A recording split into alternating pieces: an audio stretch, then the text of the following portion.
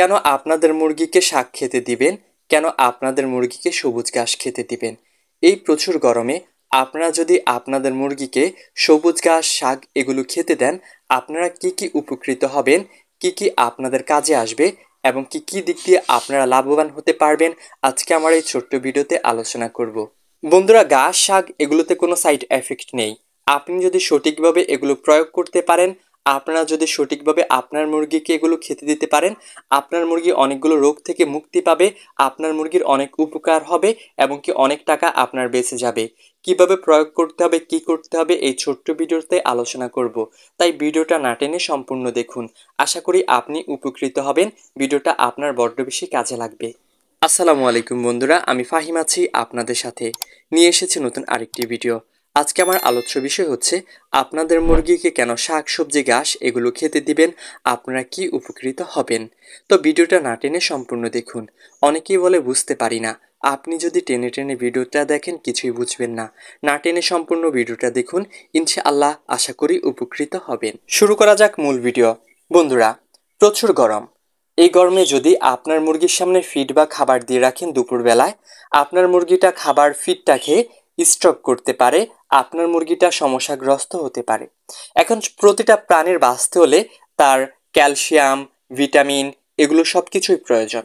এখন যদি পর্যাপ্ত পরিমাণ না থাকে, তাহলে আপনার মুরগিটা দুর্বল হয়ে পড়বে, আপনার মুরগিটা মারা যেতে পারে। অতিরিক্ত গরমে মুরগিকে ভিটামিন জাতীয় ওষুধ খাওয়ানো সমস্যা। কারণ ভিটামিন জাতীয় ওষুধ খেলে মুরগির শরীরটা গরম হয়ে যায়, তখন মুরগিটা স্ট্রোক করে মারা যায়।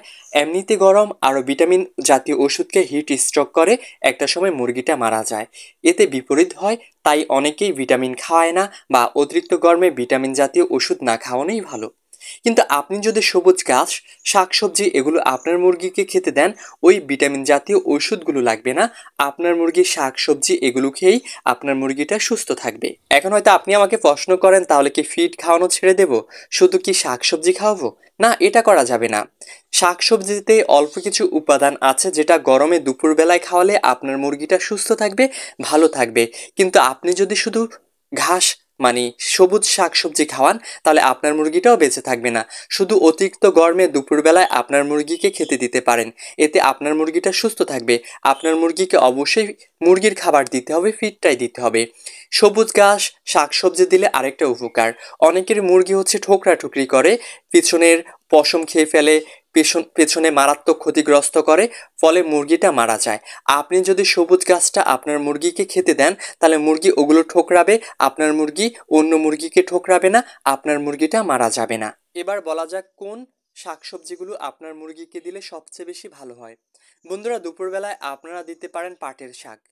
সেটা অনেক ভালো কাজ করে মুরগির রোগ প্রতিরোধ ক্ষমতা বাড়াতে এবং মুরগির শরীরে ভিটামিনের চাহিদাটা পূরণ করে। আবার দিতে পারেন সজনে পাতা। বন্ধুরা, সজনে পাতা হচ্ছে মুরগির জন্য অনেক গুরুত্বপূর্ণ একটা ঔষধ। বন্ধুরা, পরজীবী দুই ধরনের হয়, একটা হচ্ছে উকুন আর একটা হচ্ছে পেটের ভেতর, যাকে আমরা কৃমি বলি। বন্ধুরা, আপনারা যদি কৃমির ওষুধটা আপনাদের মুরগিকে না খাওয়াতে পারেন, অতিরিক্ত গরমে কিন্তু কৃমির ডোজ করা যায় না। আপনি যদি এই সজনে পাতাটা আপনার মুরগিকে খেতে দেন, তাহলে আপনাদের মুরগির পেটে কৃমি হবে না, কৃমি মুক্ত থাকবে এবং প্রয়োজনীয় পুষ্টি গুণাগুণ যা আপনার মুরগি পাবে এবং আপনার মুরগিটা সুস্থ থাকবে। তাই সজনে পাতা আপনার মুরগিকে খেতে দিতে পারেন।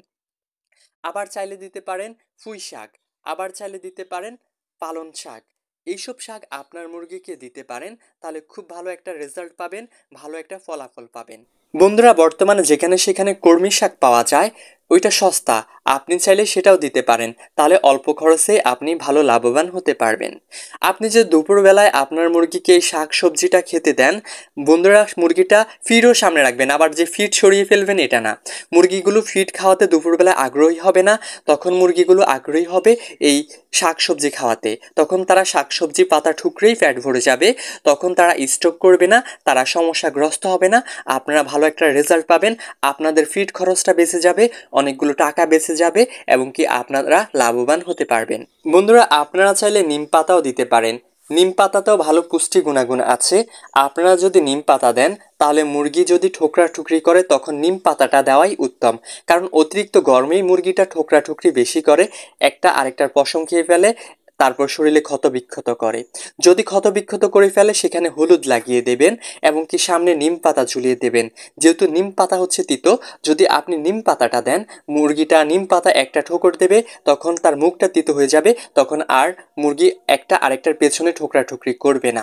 বন্ধুরা, আমি সবসময় ভিন্ন ধরনের ভিডিও তৈরি করি আপনাদের যেন উপকারে আসে। যদি আমার ভিডিও দেখে আপনারা উপকৃত হন তাহলে একটা লাইক করে দেন। লাইক করলে ইউটিউব কর্তৃপক্ষ মনে করে আমার ভিডিওটা ভালো, তাহলে অনেক মানুষের কাছে সাজেস্ট করে দেয়। আমি ভিন্ন ধরনের ভিডিও তৈরি করি বলে আমার ভিডিওতে তেমন একটা ভিউ হয় না। আপনারা একটা লাইক করে উপকৃত করেন যদি আমার ভিডিওটা ভালো লাগে। বন্ধুরা, একটা প্রাপ্তবয়স্ক মুরগির শীতকালে বাস্তলে প্রয়োজন 350 ক্যালোরি, আর গরমকালে বাস্তলে প্রয়োজন 240 ক্যালোরি। এখন দুপুরবেলায় মুরগি খাবার তেমন একটা খায় না। অতিরিক্ত গরমে মুরগি খাবার খেতে অনীহা প্রকাশ করে। কিন্তু আপনি যদি সবুজ ঘাস দেন তাহলে মুরগি অবশ্যই খাবে। আপনি যদি শাকসবজি আপনার মুরগির সামনে ঝুলিয়ে দেন তাহলে তারা সেটা খেতে আগ্রহ প্রকাশ করবে। সেটা দিলে মুরগি খাবে, তাহলে মুরগিটা দুর্বল হয়ে পড়বে না, আপনার মুরগিটা মৃত্যুর কোলে ঢলে পড়বে না। আর অতিরিক্ত গরমে মুরগিকে হাইড্রোসল বা রেনাসি বা ইলেকট্রন স্যালাইন এগুলো খেতে দেবেন। তাহলে আপনাদের মুরগিটা দুর্বল অনুভব হবে না, শরীর থেকে প্রয়োজনীয় যেই ঘাটতিগুলো হবে সেগুলো পূরণ করে দেবে। আপনার মুরগি মৃত্যুর কোলে ঢলে পড়বে না, আপনার মুরগি স্ট্রং থাকবে।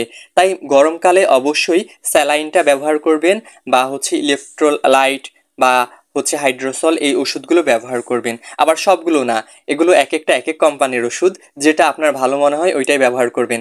আবার অনেকে মনে করবেন সবগুলো একবারে ব্যবহার করতে বলছি, সবগুলো একবারে ব্যবহার করবেন না।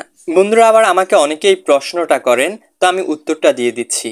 এই প্রশ্নটা করে, আমরা কি নিয়মিত গরম পড়লেই স্যালাইন এগুলো খাওয়াবো? মানে হাইড্রোসল বা রেনাসি বা ইলেকট্রন, যে কোনো একটা গরম পড়লে আপনারা খাওয়াবেন। আপনাদের গরম পড়লে এগুলো খাওয়াতে হবে নিয়মিত, তাহলে আপনাদের মুরগি ক্লান্ত হবে না। যেদিনই প্রচুর গরম পড়বে সেদিনই আপনারা এগুলো খাওয়াবেন। যদি ঠান্ডা পড়ে তাহলে প্রয়োজন নেই। আপনারা চাইলে ডাবও খাওয়াতে পারেন, ডাবও কিন্তু ভালো কাজ করে, মুরগির শরীরের পুষ্টি গুণাগুণের বিরুদ্ধে খুব ভালো কাজ করে। কিন্তু ডাবের যে বর্তমানে দাম, আপনারা ডাব খাওয়াইয়া পোষাইতে পারবেন না, কিন্তু ডাবও খুব ভালো মুরগিকে খাওয়ানোর ক্ষেত্রে। চাইলে আপনারা লেবুর শরবত তৈরি করে আপনাদের মুরগিকে খেতে দিতে পারেন অতিরিক্ত গরমে, সেটাও ভালো কাজ করে আপনার মুরগির জন্য। বন্ধুরা, অতিরিক্ত গরমে মুরগি দুর্বল হয়ে পড়ে, নানান সমস্যা হয়ে পড়ে। তাই অতিরিক্ত গরমে মুরগির প্রতি গুরুত্ব দেবেন, একটু বেশি যত্ন নেবেন, খেয়াল রাখবেন, তাহলেই আপনাদের মুরগিগুলো সুস্থ থাকবে, ভালো থাকবে। আপনারা আপনাদের মুরগি থেকে ভালো কিছু আশা করতে পারবেন, ভালো কিছু পাবেন ইনশাআল্লাহ। ভিডিওটা কেমন লেগেছে একটা কমেন্ট করে জানাবেন। যদি ভিডিওটা ভালো লেগে যায়, যারা স্বপ্নের কৃষি ইউটিউব চ্যানেলে নতুন দর্শক তারা চ্যানেলটি সাবস্ক্রাইব করে সদস্য হয়ে যাবেন। যারা ইতিমধ্যে সাবস্ক্রাইব করেছেন তাদের প্রতি কৃতজ্ঞ। আর একটা লাইক করবেন, কমেন্ট করবেন, আশা করি ইনশাআল্লাহ। আল্লাহ হাফেজ। সবার মুরগিকে আল্লাহ ভালো রাখুক, সবাইকে ভালো রাখুক আল্লাহ। আসসালামু আলাইকুম।